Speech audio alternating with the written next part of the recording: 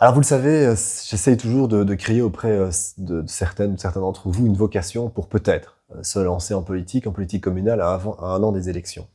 Et dans ce cadre, je trouvais intéressant de vous parler de ce qui se fait dans la plupart des conseils communaux ces dernières semaines, ces 2-3 derniers mois, c'est le vote du budget. Alors, vous allez dire, ça paraît un peu rébarbatif de parler du budget d'une commune, et en réalité, c'est capital. C'est capital parce que quand vous commencez la politique, souvent, vous imaginez pouvoir lancer toute une série de projets, mettre sur pied une série d'initiatives, construire telle ou telle dynamique, et puis rapidement, vous êtes confronté à un mur qui est le mur budgétaire, parce que l'argent ne coule pas sur les murs, sauf peut-être chez certains, et de facto, vous pouvez pas faire tout ce que vous voulez quand vous voulez. Moi, plusieurs fois, j'ai eu plusieurs projets que j'ai dû revoir, soit à la baisse, soit modifier, l'orientation de tel ou tel projet, parce que concrètement, on n'a pas les sous.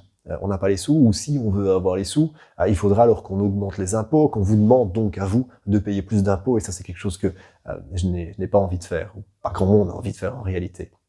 Et donc, rapidement, vous devez comprendre, si vous vous lancez dans la politique communale, comment fonctionne un budget communal, parce que c'est très bien d'avoir plein d'initiatives, de les vendre probablement lors de votre campagne électorale à votre voisine, à tous les gens que vous rencontrez, mais vous devez aussi être crédible et comprendre que peut-être ce ne sera pas faisable. Pourquoi ? Par exemple, ici, je vais vous donner un exemple très concret du budget qui a dû être fait dans la plupart des communes et où ça a été très compliqué à terminer. Vous savez que l'année 2022 a connu plusieurs indexations, donc c'est très bien, votre salaire a été augmenté plusieurs fois. Ça veut dire aussi qu'en tant que pouvoir communal, vous devez indexer le salaire de vos agents. L'année passée, ça n'a pas été une fois, pas deux fois, pas trois fois, je crois que c'était 6 fois. 6 fois 2% plus ou moins, c'est quand même beaucoup de sous qui doivent être trouvés quelque part. Alors certaines, vous pouvez les financer comment ? Vous avez deux sources de financement principaux pour une commune. La première c'est vos impôts. Si vous avez une maison, si vous travaillez, vous payez des impôts. La seconde, c'est le fédéral ou la région qui donne un montant X à la commune chaque année. Et donc, vous allez pas recevoir automatiquement plus de la région du fédéral. Parfois oui, mais c'est assez rare. Donc, l'autre moyen, c'est de dire, on va demander plus aux citoyens. On n'a pas envie de faire ça, je vous l'ai déjà dit. Donc, une autre alternative, pouvoir payer toutes ces indexations, par exemple, mais d'autres choses aussi, c'est de voir moins grand pour certains projets. Et on revient au projet que vous vendiez, vous dites, moi je vais faire ça en version XXL, et puis on vous explique, attends, parce qu'avant de faire ton projet XXL, il faut que tu puisses d'abord financer ça et ça, qui sont capitaux. Autre chose, par exemple, attention, il y a une école ici qui n'a plus de chaudière, il faut qu'on puisse réengager ou repayer en tout cas toute nouvelle chaudière. Une chaudière pour une école, ça coûte plusieurs dizaines de milliers d'euros, voire parfois encore bien plus que ça dépend de la taille de l'école bien entendu. Et donc une fois que vous avez en fait listé tout ce qu'il faut absolument payer, tout ce qu'il faut absolument faire, souvent vous vous rendez compte qu'il reste plus une marge énorme. Parfois pire, en fait il n'y a pas assez. Il n'y a pas assez. Et là vous rentrez dans une dynamique qui est profondément frustrante et difficile pour un mandataire communal, c'est que vous devez justement regarder sur tout ce qui est fait et vous dire qu'est-ce que je pourrais faire moins, qu'est-ce que je pourrais diminuer, voire supprimer, voire rationaliser, voire améliorer pour que ça coûte moins cher. Et pour qu'à la fin, j'ai suffisamment de sous pour tout payer. Et peut-être même un petit rabais pour quand même faire une petite partie du projet que j'avais prévu.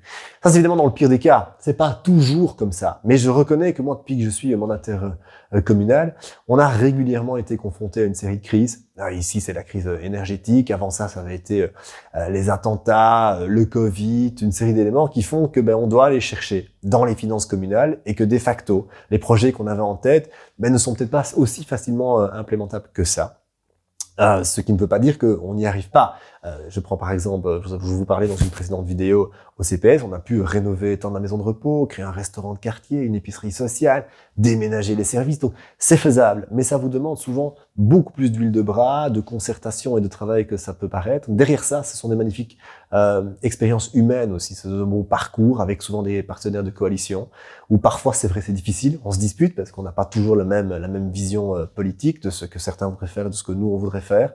Mais à la fin, si on parvient à trouver un compromis et une voie qui correspond plus ou moins à tout le monde, on est extrêmement satisfait. Et donc, si en plus après ça, vous pouvez expliquer à vos services, expliquer aux citoyens que vous avez pu développer tel ou tel outil supplémentaire pour leur bien-être, franchement, c'est vraiment quelque chose d'extrêmement, égoïstement enivrant. Et ça vous donne quand même, ça vous donne en fait un sens quand même à votre vie quelque part, parce qu'on cherche tous quand même à donner un sens à sa vie.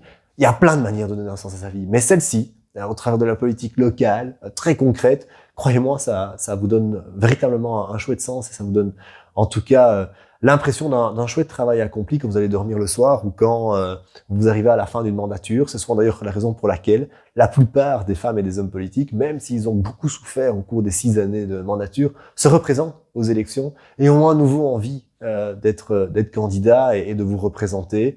Bien la preuve qu'au-delà d'être une vocation, c'est aussi une belle passion qui parfois peut germer progressivement. J'espère qu'au travers de ce genre de petites vidéos, il y a une petite graine qui quelque part se plante. Si vous voulez en parler, si vous voulez échanger ou venir voir même avec moi concrètement comment ça se passe, contactez-moi, n'hésitez pas, je serai ravi de vous aider. Merci de m'avoir écouté et regardé. N'hésitez pas à vous abonner et à regarder tous les autres contenus sur mes réseaux sociaux.